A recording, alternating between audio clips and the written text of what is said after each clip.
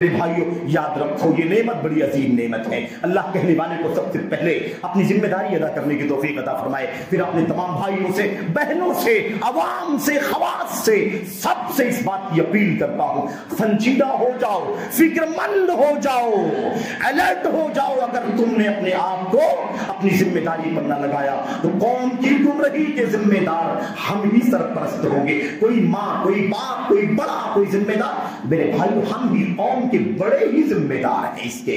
اس لیے بڑی فکر مندی کی ضرورت ہے. اور آخری بات، اللہ کے نبی محمد رسول اللہ صلی اللہ علیہ وسلم نے فرمایا تھا، لَتَأْمُرُنَّ بِالْمَعْرُوفِ وَلَتَنْهَوْنَ عَنِ الْمُنكَرِ أَوْ لَيُوشِكَنَّ اللَّهُ أَن يَبْعَثَ عَلَيْكُمْ عِقَابًا مِنْ عِنْدِهِ فَتَدْعُونَهُ فَلَا يَسْتَجِيبُ لَكُمْ وَتَسْتَنصِرُونَهُ فَلَا يَنصُركُمْ أو كما قال صلی اللہ علیہ وسلم. اللہ کے نبی نے فرمایا تھا اپنی ذمہ داری، دعوت کی ذمہ داری. دیکھیے عقیدے اور منہج، سنت کا راستہ، اہل حدیثیت کا راستہ، اس کا علم حاصل کرنا پہلا کام، عمل کرنا دوسرا کام، اس کی دعوت دینا، دعوت کے راستے میں اپنی صلاحیت لگانا تیسرا کام، آنے والی مشکلات پر صبر کرنا چوتھا کام. ہم جانتے ہیں اگر ہم نے اس کا علم رکھا ہے اور ہمیں علم مزید پھیلانے کی ضرورت ہے، اس مشن پر چلنے کی ضرورت ہے. اور اسی کے ساتھ ساتھ میرے بھائیوں اس مشن کو بڑھانے کے لیے، اس کی طرف آگاہ، اس سے لوگوں کو آگاہ کرنے کے لیے، لوگوں کو سلفیت، خالص سلفیت، خالص اہل حدیثیت کی دعوت دینے کے لیے ہمیں سنجیدہ ہونا ہوگا. نبی کریم صلی اللہ علیہ وسلم کی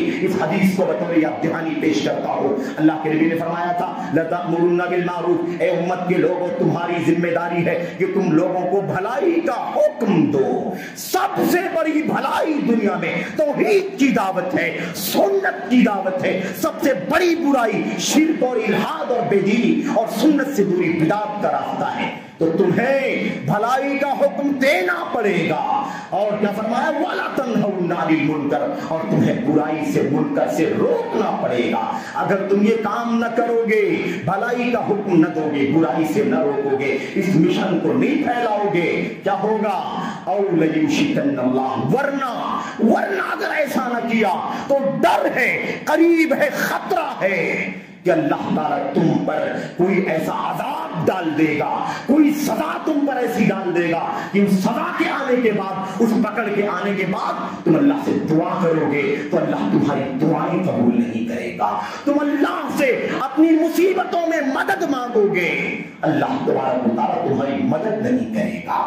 خطرہ ہے، خطرہ ہے کہ اگر ہم نے امر بالمعروف کا، نہی عن المنکر کا کام نہ کیا، میرے بھائیو دنیا تو کمانے کے لیے، دنیا کی مشغولیتیں تو پڑی ہوئی ہیں. ہم آج بھی، کل بھی، پرسوں بھی، جب تک زندگی ہے روزی کھانے پینے کے لیے تو ہم اپنی روزی روٹی کے لیے دوڑ بھاگ کریں گے ہی، وہ تو ہمیشہ کے لیے ہے. لیکن یہ مشن سب سے پہلے ہے. کہیں آنکھ بند نہ ہو جائے، موت نہ ہو جائے، اللہ تبارک و تعالیٰ کے ہاں کا جواب دہی ہوگی. اس لیے پرائرٹی میں سب سے پہلے یہ کام زندگی میں ہمارے آ جانا چاہیے.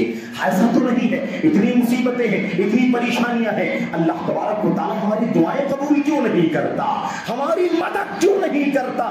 ایسا تو نہیں ہے کہ ہم نے اپنی ذمہ داریوں میں کوتاہی کرنا شروع کر دیا ہے. امر بالمعروف کم نہیں، نہی عن المنکر کم کر دیا، نہیں کر دیا. ہم بھولے ہیں، غفلت کا شکار ہیں. میرے بھائیوں ایسا تو نہیں کہ اس کی سزا اللہ تبارک و تعالیٰ ہمیں دے دے. دعائیں کرتے ہیں، اللہ دعائیں نہیں سنتا. اللہ سے مدد مانگتے ہیں، اللہ ہماری مدد نہیں کرتا. وہی مصیبتیں، وہی پریشانیاں، وہی آسمانی زمینی آفتیں چونکہ تو ہے کیوں نہیں ٹلتی.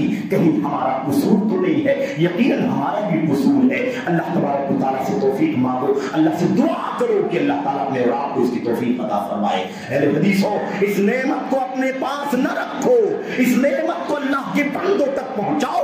لوگ انحراف سے، گمراہی سے توبہ کر کے، بدعات سے توبہ کر کے اس جنت کے راستے کو پا جائیں. اللہ ہمارے لیے، آپ کے لیے اس ذمہ داری کو ادا کرنے کے نتیجے میں اللہ تعالیٰ ہماری نجات کا ذریعہ بنا دے گا، رفع درجات کا ذریعہ بنا دے گا، مغفرت کا ذریعہ بنا دے گا. اللہ تبارک و تعالیٰ سے دعا ہے کہ اللہ تبارک و تعالیٰ مجھ کو، آپ کو اس کی توفیق عطا فرمائے. میرے بھائیوں، میرے بزرگوں، یہ چند باتیں بطور نصیحت اور خود اپنی ذات کے لیے پہلے میں عرض کرتا ہوں. اللہ تعالیٰ کہنے والوں کو سب سے پہلے خود عمل کرنے کی توفیق عطا فرمائے. پھر اپنے بھائیوں کو، بہنوں کو بھی اپیل ہے कि संजीदा होकर के अभी से देर न करो, अभी से समझो कैसे हम क्या बेदारी पैदा करें, कैसे तालीम का काम, कैसे दावत का काम, कैसे ऑफलाइन, कैसे ऑनलाइन, कैसे दुरूस, कैसे इज्तिमाअ, कैसे बच्चों के लिए, कैसे जवानों के लिए, कैसे माओ बहनों के लिए, कैसे बच्चियों के लिए, कैसे तरबियत का तालीम का निजाम कायम करोगे कि आसमान के फितनों से,